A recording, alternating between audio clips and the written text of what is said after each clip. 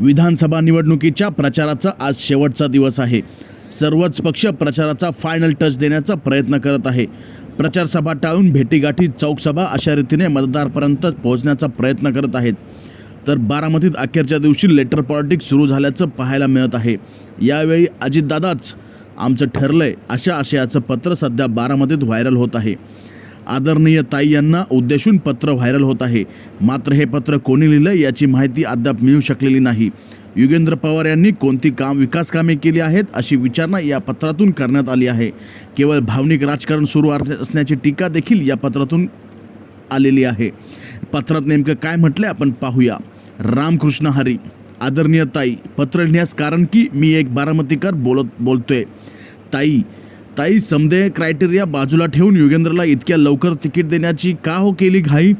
काटेवाडी, आशाताई, आमराई यांच्याच नुसत्या का सांगताय आठवणी?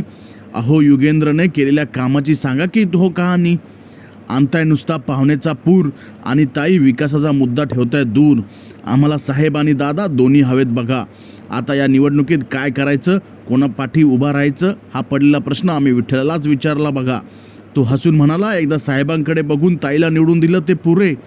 आता ज्यानं काम केलं त्याच्याच पाठी उभं राहायचं, त्याला मत द्यायचं आणि विकासाच्या वारीचं वारकरी व्हायचं. ताई, आता हीच आमची विचारधारा. भावनेला नाही आता थारा आणि विकास करेल तोच खरा.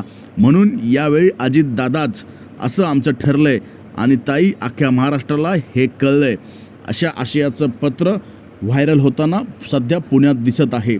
नेमकं हे पत्र कोणी लिहिलंय आणि का लिहिलंय याकडे सर्वांचं लक्ष लाभलेलं आहे.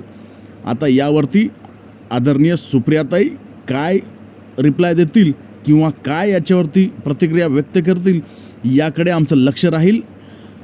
व्हिडिओ आवडला असेल तर नक्की लाईक करा, शेअर करा आणि आपला चॅनल सबस्क्राईब करा. यासारख्या राजकीय बातम्यांसाठी